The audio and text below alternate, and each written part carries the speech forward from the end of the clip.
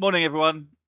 Thanks for coming. My name is Clift. I'm with my colleague, Dr. Egbe Manners. We're going to talk to you today about how the emergency services access and use public sector geospatial agreement, how they use Ordnance Survey data. Quick high-level overview of the presentation. We're going to do who OS are and how data is provided to the emergency service world. Explain how our data is evolving to meet the modern demands of the modern world.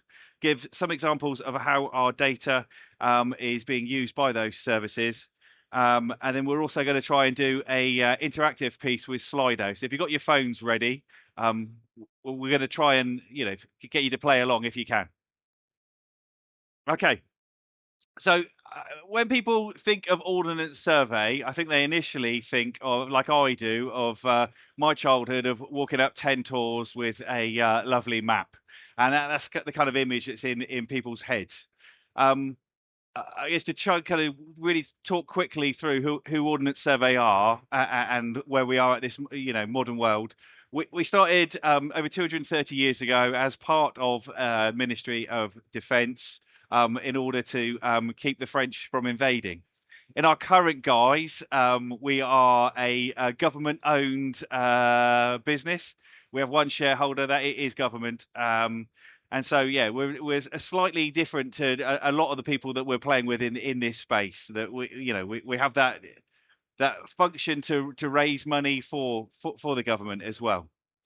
So that's us. In this world where there's a whole world of tech firms that have been set up yesterday, there's not many that are over 230 years old. So we've got that unique claim to fame. But this only makes up 2% of our revenue of how you get using our maps and using our OS apps. Okay, this is the real world, and it shows the kind of more complex, where we're playing in that space. Okay, so as the National Mapping Agency, we're responsible for providing accurate and up-to-date geographic data. We create, maintain, and distribute detailed location information for Great Britain. And that's important to reiterate. We are Great Britain as opposed to the United Kingdom. We're a government-owned business with one shareholder, government. Okay, and how we do that we share that information by something called the Public Sector Geospatial Agreement. It is a framework agreement with government to use and share geospatial data. It's a 10-year agreement. It started in 2020. We're 5 years through that, and it runs for a further 5 years. It roughly equates to £100 million per year the government give us to disseminate this data.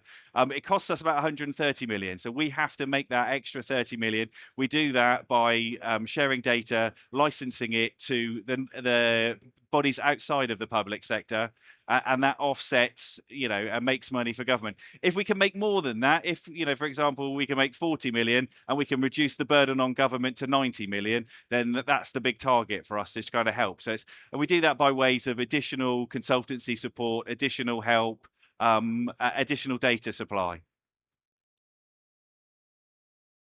Okay, so it's trying to work through what our ecosystem looks like within the national security and resilience sector. That's the sector that Egbe and myself look after. So think of all things Home Office, Cabinet Office, Ministry of Defence, Ministry of Justice.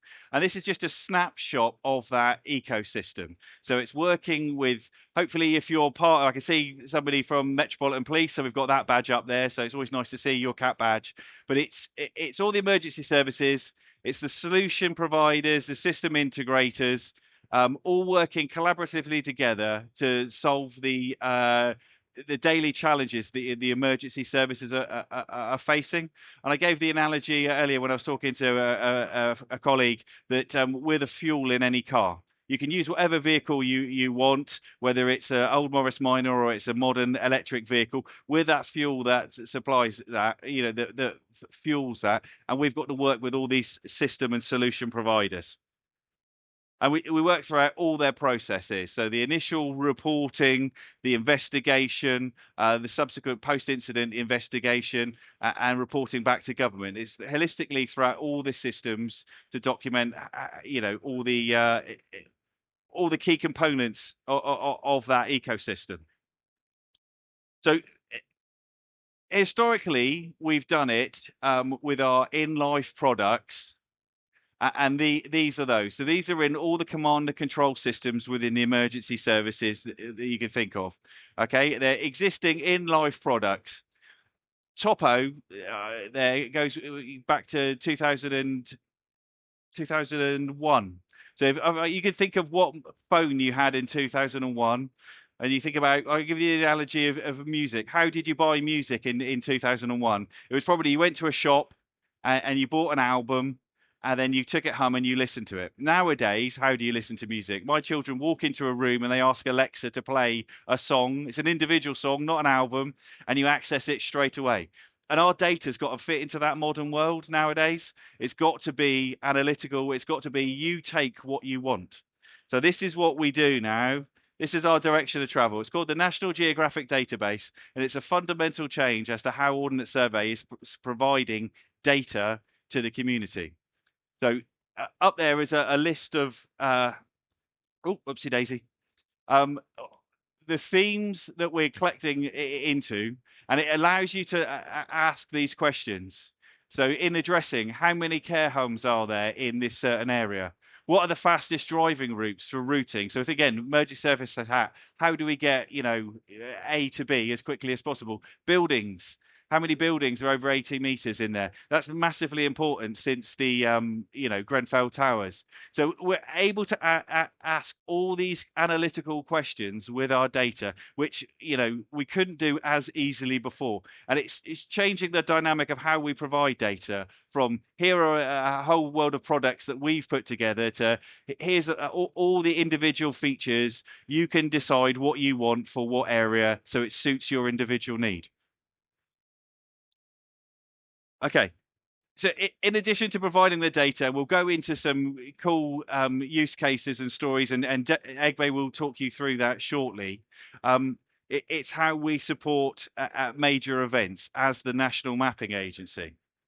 Okay, so whether they're spontaneous or they're pre-planned, Ordnance Survey have that role to help in that space. So here's an example of Birmingham 2022, the Commonwealth Games, and how we set up a geospatial working group, working with all the key players in that space. So there was one map of the truth. So we've done that for this last several Commonwealth Games that have been in Great Britain. We did it for the G7 event. We did it for Operation London Bridge, which was Mum's passing, and the King's coronation. And the idea being that there's one centralized map of the truth there. And that comes from, there's an anecdote from a colleague that we worked with from West Midlands Police. He went down to the G7 event and he was in charge. He was a detective, he was a chief inspector, and he was in charge of one area there. And he said he had 8 different maps or charts for that area, depending on who he was talking to, whether it was the Navy, the Special Forces, Metpol were there, or Devon and Cornwall Police. There was 8 different charts, and all he wanted was one. And that's what we try and do when we work in the working groups. We try and give that consistent picture of this is that one, story.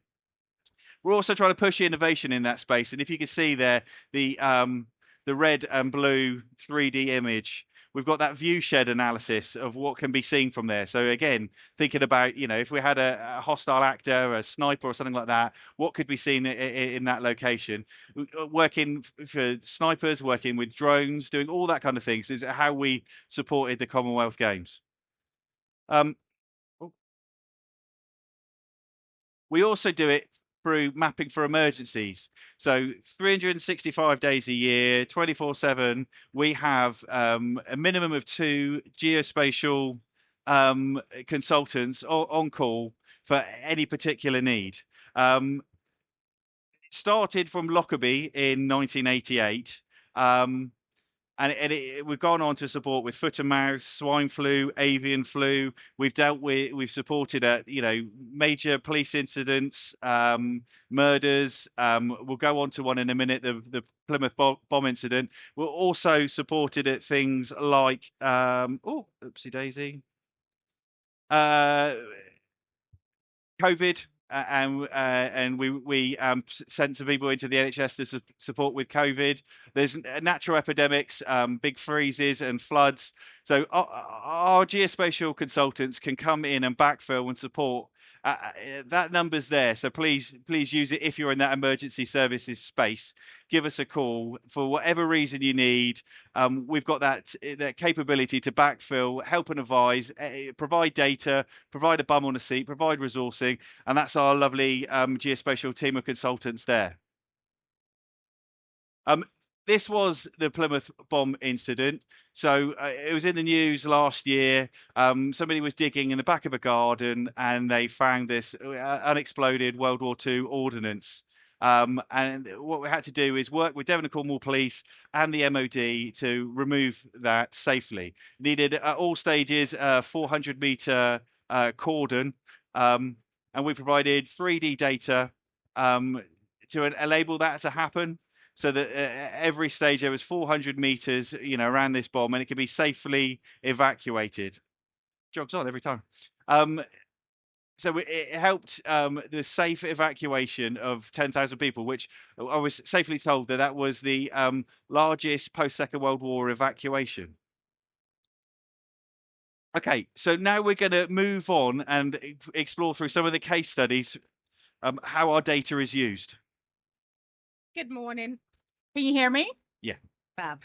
Morning, everyone. I'm just going to run through a few of the use cases from the emergency services. So some of them have been used, some of them we're currently supporting them and using our NGD data. So first of all, we're going to go through ambulance. I'm going to try and play it. So this is a use case where a 999 call has come in. With this, there's a suspected heart attack. Just waiting for it to come up. 999 suspected heart attack, and they need to send someone really quickly to that place. So what do they use? So again, it's 6 p.m. as you can see on a Tuesday. What's the fastest route to get to there? So they're using some of our data, so the NGD transport, where you can kind of get average and indicative speed to almost plot the route to that event, to that incident. So using it, they come up with different options. Trying to see if I can put it. So there's routes 1, 2, 3, and then kind of put in the speed information. Route 1 looks longer than the other route. Then route 2 comes up. Then route 3. So as you can see with the time, route 1 seems to kind of be the best option at the moment, which will kind of make sure and ensure that they kind of get to the incident quite quickly. So that's a simple use of one of the features that we have within the National Geographic database under the transport data theme. There are other things that we're doing with the ambulance at the moment. So with SCAS, South Central Ambulance Service, it's all been in the news where we're working with them to maximize the efficiency of the ambulance fleet using some data from their vehicles, telemetrics, to almost see that predictive maintenance model for SCAS so they can manage all their vehicles more efficiently. But this is not restricted to just ambulance. It's anyone with fleet of vehicles. That's the sort of way our data could be used. So again, someone really smart in our consultancy team is working with South Central Ambulance to do that model for them. The next use case, not that one, is about police forces. So again, as part of the public sector geospatial agreement that Wes spoke about, we released a data set called the OS Emergency Services Gazetteer. So with this, we have things like bridge interactions, geographical names, and road junctions. So as you can see, I'm not sure how much you can see, but in terms of the bridge interaction, what we try and do is not just tell you this is a bridge, we tell you what the bridge interacts with. So what is underneath the bridge? Is it a road? Is it a path? Is it a river? And if there's a name, we'll supply that name. And again, that's to support the use cases specifically for the emergency services.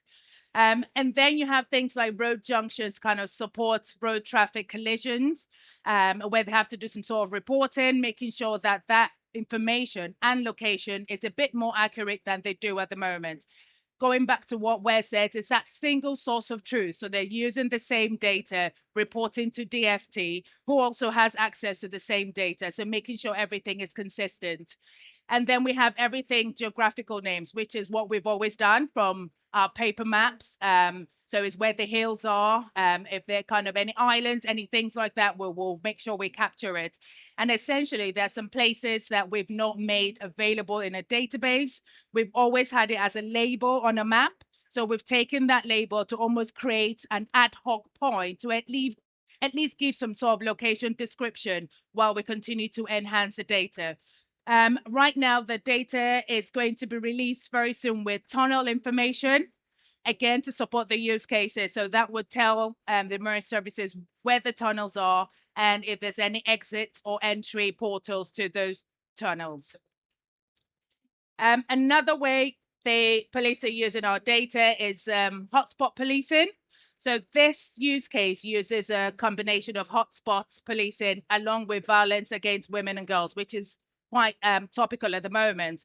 So this involves how they increase visible patrols around an area based on the historical data around crime, different types of crime. So what I've done here is just pull out all the crime data that is just around violence and sexual offenses, and then kind of what they can start to do with our data. So the black dots at the moment are where you're pulling out things like where the bars are, any nightclub establishment, any takeaway places, kebab shops and stuff that people kind of stop at night.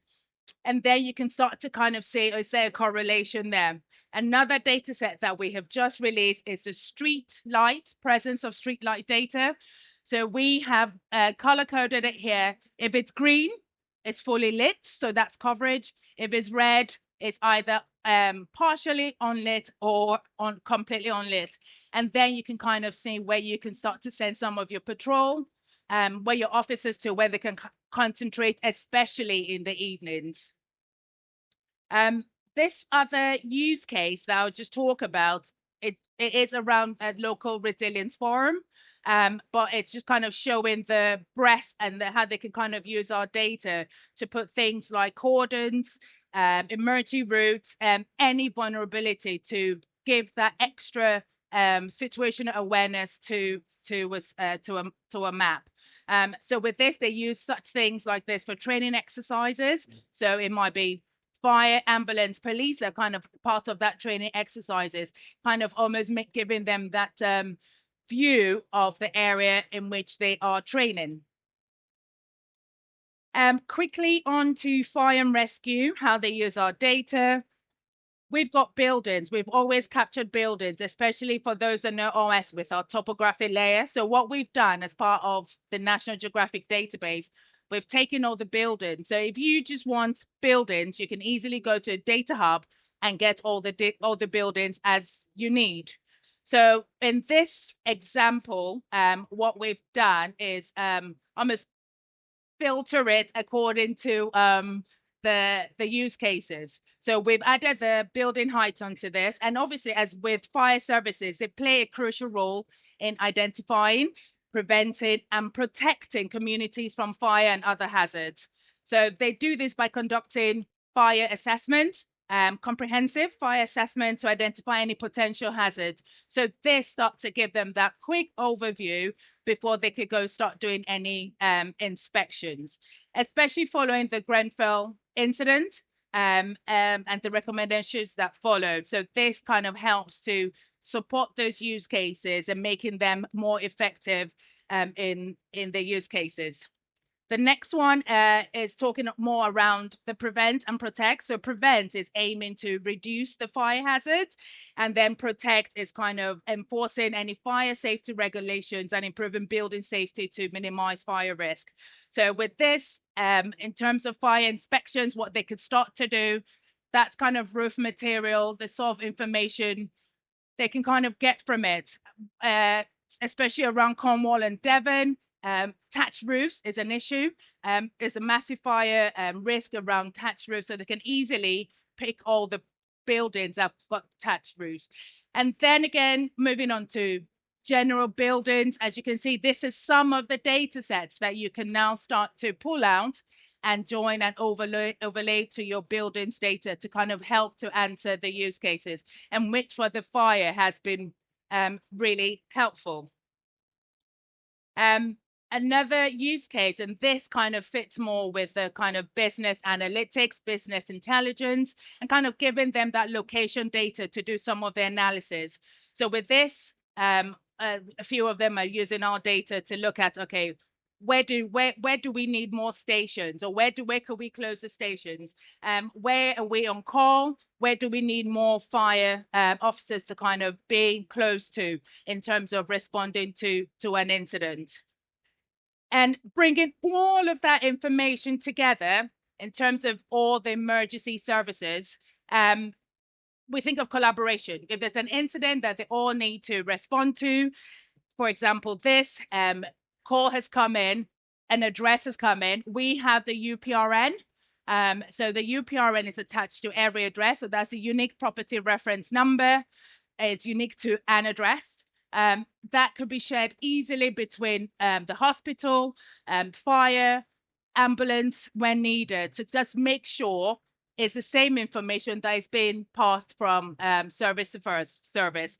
And part of this is working with multi-agency incident transfer. I've got to remember that. It's called MATE, where they do pass this information. And one of the pieces of information they're passing is this unique property reference number. So regardless of what the address is or how it changes, that will be passed on for that message, for that incident.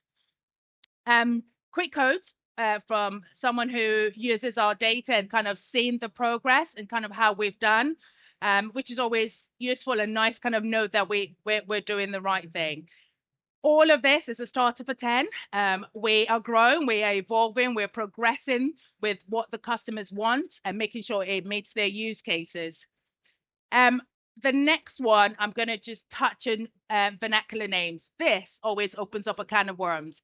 We all know a vernacular name, alternative name, locally known name of a thing, of a bridge, of a building, of a park.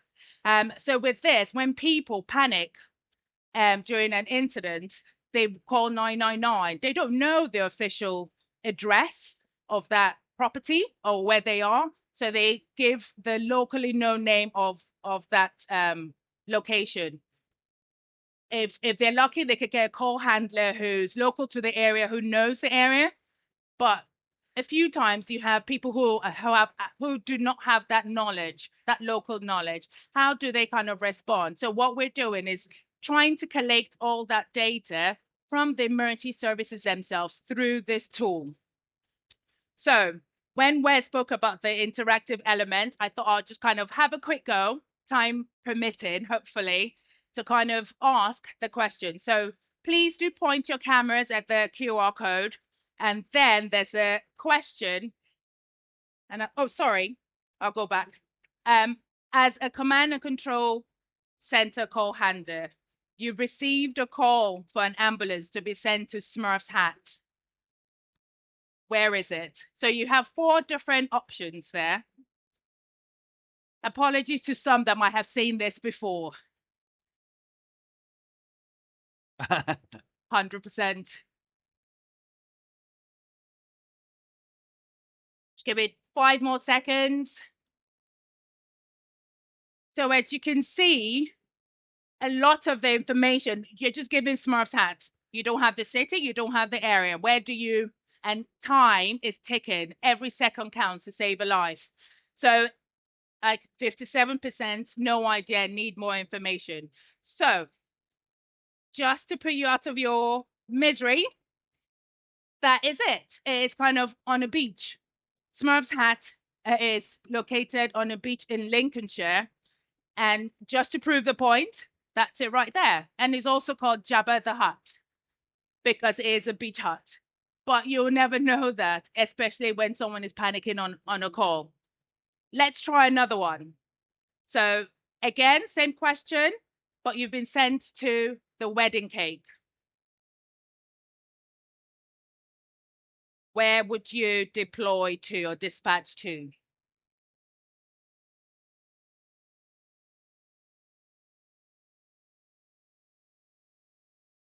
Let's see what people say.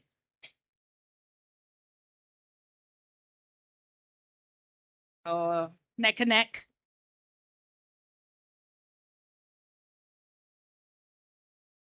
Two more seconds. Amazing. Thank you. So, for those of you who might know, this is the wedding cake is also known as the Queen Victoria Memorial, right in front of Buckingham Palace. So with this, it's not in any database. It's not in any official database, neither is it on any of our maps. So you can start to understand, again, when you say you need more information, why this tool kind of supports and benefits the emergency services. So the wedding cake was actually inputted into the database by Princess Anne when she came to OS last February, because it wasn't a database. So we decided to try and put it and give her the honor to put it in. There's a lot of media campaign around it to kind of the benefits of it, the use cases. So again, this has come from working with Maritime and Coast Guard Agency for the past 10, 15 years, and is trying to evolve that. And the kind of use cases it could help as an intelligence. It could be in different fire, ambulance, in terms of responding. But I guess I have spoken a bit too much, and at this point, it's always best to hear from the users themselves.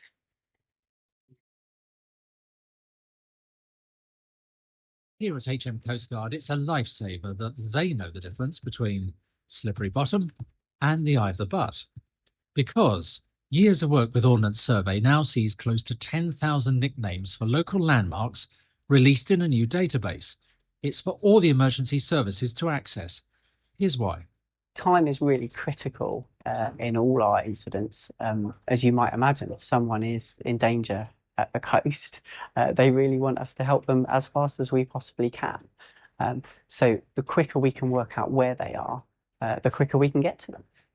At Coast Guard, our incidents are not necessarily at neat postal addresses. We have to turn detective often to find out where a casualty might be.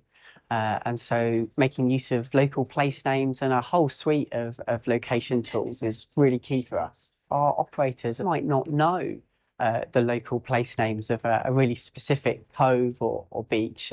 So to be able to join the dots there has been really useful for us. Now the database can only grow as a living, breathing resource as more emergency services log on and contribute to an ever-growing and memorable list of names.